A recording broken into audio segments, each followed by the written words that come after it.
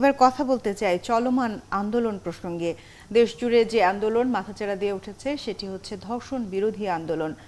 শ্রেণী বৈষম্য, মানুষের বয়স, সব বয়সের মানুষ রাস্তায় নেমেছে এই ধর্ষণকারীদের বিরুদ্ধে আইনের সুষ্ঠু বিচার এবং সক্রিয় আইন নিয়ে বা সকলকে সজাগ করতে। আমাদের সাথে এই মুহূর্তে যুক্ত হচ্ছেন ডক্টর মোহাম্মদ আসাদুজ্জামান চৌধুরী, সমাজ বিশ্লেষক। আপনাকে স্বাগত জানাতে চাই ৭১ সকালে, এবং সাথে আরও রয়েছেন পার্থসারথী দাস, সিনিয়র সাংবাদিক। দুজনই আছেন আমাদের সাথে। প্রথমে একটু অধ্যাপক মোহাম্মদ আসাদুজ্জামান চৌধুরী, আপনার সাথে কথা বলতে চাই। এই আন্দোলন আসলে ধর্ষণ কোনো একটি মহামারীর পর এ ধরনের ঘটনা, বিশেষ করে মনোবিকৃতি অবস্থা তৈরি হওয়ার মতো ঘটনা অনেকটাই হয়ে থাকে, এটি ইতিহাস বলে থাকে। কিন্তু বাংলাদেশ প্রেক্ষাপটে বিষয়টি কি ভয়াবহ মনে হচ্ছে কিনা আপনার কাছে? ধন্যবাদ আপনাকে। আসলে আমরা জানি দীর্ঘদিন ধরেই আসলে এই সমস্যাটা যে বাংলাদেশের এটা না, গোটা বিশ্বে এই সমস্যাটা রয়েছে। তো আমি মনে করছি যে আপনার এই ঘটনাগুলো আসলে দীর্ঘদিন ধরেই হয়ে আসছে। আমরা জানি যে নারীরা নিপীড়িত হচ্ছে, এবং নারী নিপীড়নের যে বিষয়টি সেটি দীর্ঘদিন ধরেই হয়ে আসছে, অনেকটা নীরবে নিভৃতে হয়ে আসছে। কারণ আমরা জানি যে আমাদের যে সমাজ ব্যবস্থা, সেই সমাজ ব্যবস্থায় কিন্তু পুরুষতান্ত্রিক সমাজ ব্যবস্থা, সেই সমাজ ব্যবস্থায় সবসময় নারীদেরকে শোষণ, বঞ্চিত করে রাখার একটা প্রবণতা আমরা লক্ষ্য করি। ফলে অনেকগুলো ঘটনা যেগুলো আসলে ঘটনার আড়ালেই থেকে যায়, সেটা সামনে আসে না। আমি যেটা মনে করছি যে দীর্ঘদিন ধরে আমাদের যে সমাজ ব্যবস্থা, সেই সমাজ ব্যবস্থার মধ্যে যদি আপনি লক্ষ্য করেন যে আমরা একসময় ঈশ্বরচন্দ্র বিদ্যাসাগর, রাজা রামমোহন রায়ের মতো সমাজ সংস্কারকদেরকে পেয়েছি, কিন্তু এখন তেমনটা আসলে প্রকৃত সমাজ সংস্কারক তাদেরকে আমি পাচ্ছি না। প্রত্যেকের ক্ষেত্রেই কোনো না কোনো ব্যক্তিগত স্বার্থ বা গোষ্ঠীগত স্বার্থ জড়িত থাকছে। ফলে প্রকৃত সমাজ পরিবর্তনের যে বিভিন্ন উপাদানগুলো রয়েছে সেগুলো নিয়ে কাজ করে যাওয়া স্বার্থহীন লোকের সংখ্যা কমে আসছে, এটি একটি বিষয়। আরেকটা হচ্ছে যে শিক্ষার ক্ষেত্রে আমরা মানবিক মূল্যবোধের বিষয়টি, নৈতিকতার বিষয়টি সেভাবে দেখছি না। আমাদের অর্থনৈতিক উন্নয়ন ঘটছে, সে উন্নয়ন আমরা জানি ত্বরান্বিত হচ্ছে, উন্নয়নের বিভিন্ন সূচকে আমরা এগিয়ে যাচ্ছি, কিন্তু অর্থনৈতিক উন্নয়নের সাথে যে মানবিক মূল্যবোধের বিষয়টি জড়িত, যেটি অমর্ত্য সেনের মতো অর্থনীতিবিদ বলেছেন, থ্যাচারের মতো অর্থনীতিবিদ বলেছেন, সেগুলোর আসলে প্রয়োগ আমরা আসলে বা বাস্তবায়ন আমরা আসলে কোথাও দেখতে পাচ্ছি না। এক সময় আমরা কিন্তু আমাদের নৈতিক শিক্ষা বিষয়গুলো শিক্ষা সূচিতে অন্তর্ভুক্ত ছিল, সেগুলো এখন আর নাই।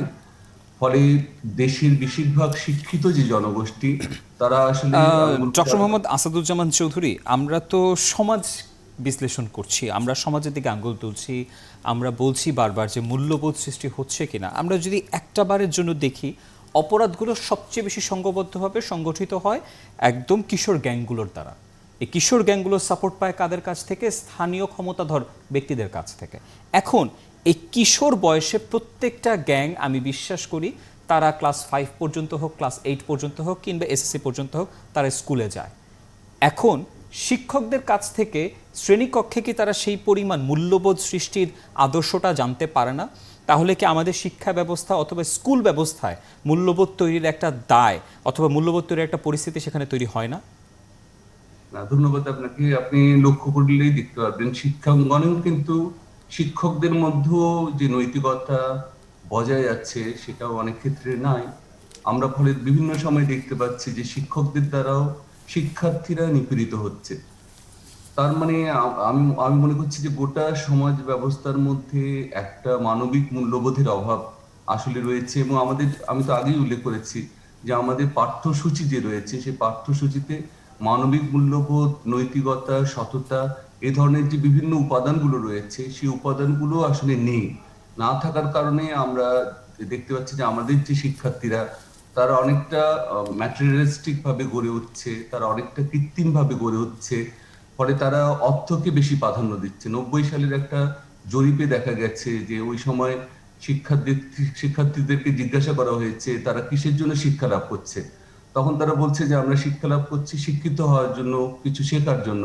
কিন্তু 2000 সালের দিকে সেই একই গবেষণায় দেখা গেছে যে শিক্ষার্থীদেরকে যখন একই প্রশ্ন করা হয়েছে, তখন তারা বলছে যে আমরা অর্থের জন্য, প্রাচুর্যের জন্য, আমাদের যে বিভিন্ন ভোগ বিলাসিতা সেগুলোর জন্য আমরা আসলে শিক্ষা গ্রহণ করছি। ডক্টর মোহাম্মদ আসাদুজ্জামান চৌধুরী, এই যে বললেন যে শিক্ষা লাভের শিক্ষা নেওয়ার মূল কারণ কি? ছাত্রছাত্রীরা যখন বলছে যে তারা অর্থের জন্য অথবা মিড ডে মিলের জন্য হোক বা উপবৃত্তির জন্য হোক তারা শিক্ষার দিকে যাচ্ছে, তাহলে কি আমাদের সেই মূল জায়গাতে আমাদের সমাজ তৈরির কাঠামো যেটি বা জাতি গঠনের কাঠামো যে শিক্ষা ব্যবস্থা, সেই জায়গাতে কোনো গোড়ায় গলদ আপনি দেখতে পাচ্ছেন না? ছোট করে বলবেন প্লিজ।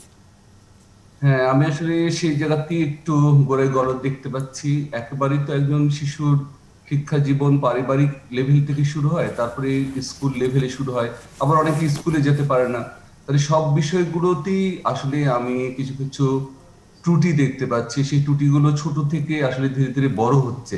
আহ, আর মানুষের মনোভাবও পরিবর্তন হয়েছে। মনোভাবটা হচ্ছে এইরকম যে আমি একটা খারাপ কাজ করলে হয়তো তার শাস্তি হবে না, এই যে একটা নেতিবাচক এই জায়গাটিতে আসাদুজ্জামান চৌধুরী, আমরা একটু পার্থ সারথী দাস আপনার সাথে কথা বলতে চাই।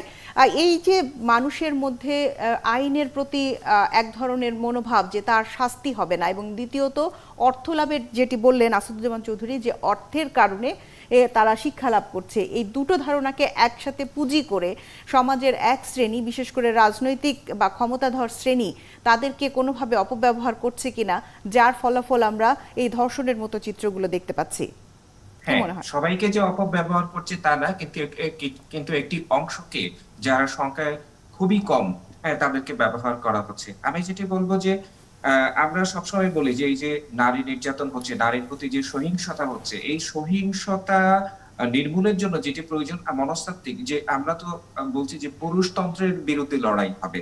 হ্যাঁ, পুরুষতান্ত্রিক যে সমাজ, সেখানে যে মনস্তাত্ত্বিক বিষয় রয়েছে। অনেকে মনে করেন যে নারীর বিরুদ্ধে যে নিপীড়ন হচ্ছে, যে সহিংসতা হচ্ছে, সেগুলোর বিরুদ্ধে যে আন্দোলন এখন চলছে আমাদের দেশে, নোয়াখালীর ঘটনার জের ধরে, তার আগে সিলেটে আমরা দেখেছি যে ছাত্রাবাসে গৃহবধূকে গণধর্ষণ করা হয়েছে। এই সব ঘটনা কিন্তু এর আগেও ঘটেছে আমাদের দেশে। এখন যেটি হচ্ছে যে সামাজিক যোগাযোগ মাধ্যমে ভাইরাল হচ্ছে, তারপরে গণমাধ্যমে সেটি নিয়ে নানা আলোচনা হচ্ছে, আমরা ঝাঁপিয়ে পড়ছি, আন্দোলন করছি। এই আন্দোলন করার মানসিকতা নিয়ে আমার কিছু প্রশ্ন রয়েছে। কেউ হিরো হতে চাচ্ছেন, কেউ গণমাধ্যমে ফলাও করে নিজেকে প্রকাশ করতে চাচ্ছেন, এই মানসিকতা কিন্তু অনেকের রয়েছে। কিন্তু আমি যেটি বলবো যে এই যে নারী নির্যাতন বন্ধের জন্য আমাদের কিন্তু যে কর্মসূচি শুরু হয়, সেটি কিন্তু একসময় থেমে যায়। একসময় যে সমাজকে কিন্তু একটি সচেতন সমাজে কিন্তু জাগ্রত মানুষের প্রয়োজন রয়েছে। বিভিন্ন সংগঠন তৎপর থাকবে, সবসময়ই থাকবে, ধারাবাহিক কর্মসূচি থাকবে, কিন্তু এই কর্মসূচিগুলো আমাদের নিতিয়ে যায়, স্থবির হয়ে যায়।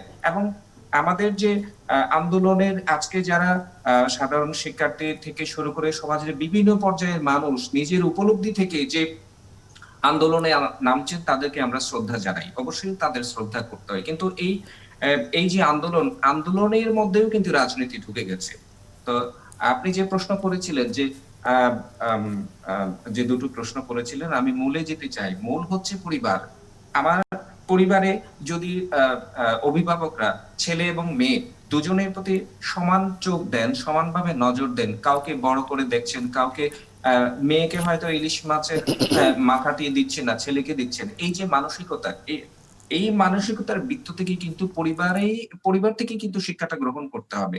তারপরে রয়েছে স্কুলের যে শিক্ষকরা রয়েছেন। আমরা জানি আমাদের শিক্ষকরা তাদের স্কুলে, কলেজে বিভিন্ন যে বিদ্যালয় রয়েছে, যেখানে পাঠদান করা হবে, সেখানে পাঠদান কি করা হচ্ছে, না তারা শিক্ষাকে পুঁজি করে তারা ব্যবসা করছে? আমাদের মানসিকতা কি?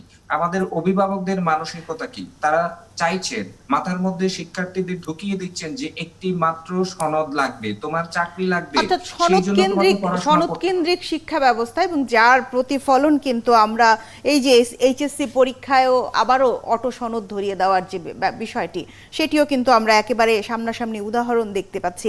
শরীফুল আলম আমাদের সাথে মোহাম্মদ আসাদুজ্জামান চৌধুরী আপনি আছেন, আপনার কাছ থেকে একটু জানতে চাই, এই যে ছাত্রছাত্রীরা আন্দোলন করছে, এই আন্দোলনকেও কি পুঁজি করে অন্য কোনো একটি শ্রেণী বা সমাজ, আমরা বিভিন্ন সামাজিক যোগাযোগ মাধ্যমেও দেখতে পাচ্ছি যে তাকে বিকৃত করা হচ্ছে, বিভিন্ন ধরনের ব্যানার ফেস্টুনকে বিকৃত করা হচ্ছে, এটির আসলে কারণ কি? তো আসলে আরেকটি কারণ আমি উল্লেখযোগ্য কারণ আসলে বলতে চাই যে নারী নিপীড়নের ক্ষেত্রে, সেটা হচ্ছে আমাদের প্রযুক্তির অপব্যবহার। আপনারা দেখছেন যে আমাদের যারা ছোট ছোট শিশুরা রয়েছে তাদের হাতে কিন্তু এখন আমরা বাবা মারা স্মার্টফোন তুলে দিয়েছি। ফলে পর্নোগ্রাফি থেকে শুরু করে নানা ধরনের নেতিবাচক যে কর্মকাণ্ডগুলো রয়েছে, নেতিবাচক অনেক আমি নাটকও দেখছি, সেগুলোর মাধ্যমে আসলে শিশু বা কিশোররা কিন্তু প্রভাবিত হচ্ছে দারুণভাবে। সে বিষয়টি সরকারকে ভেবে দেখতে হবে। আর বর্তমানে যে আন্দোলন হচ্ছে, আন্দোলনটা হচ্ছে নারী নিপীড়নের বিরুদ্ধে, এই বিষয়টি আসলে খেয়াল রাখতে হবে। আমি যেটা আপনার পার্থ দা বললেন যে এই আন্দোলনের মধ্যেও রাজনীতি ঢুকে গেছে, তার মানে যখন আমি নারী নিপীড়নের বিরুদ্ধে আন্দোলন করছি, সেটাকে ভিন্ন খাতে প্রভাবিত করার আসলে কোনো সুযোগ নেই। আমি মনে করছি যে শস্যের ভিতরে আসলে ভূত ঢুকে গেছে, এই ঢুকে যাওয়ার ফলে কোনো একটা ভালো আন্দোলন কিন্তু ফলপ্রসূ ফলাফল নাও পেতে পারে। আপনাকে অসংখ্য ধন্যবাদ মোহাম্মদ আসাদুজ্জামান চৌধুরী, আমাদের সাথে যুক্ত হয়ে ৭১ সকালে দর্শকদেরকে নানা বিষয়ে কথা বলার জন্য।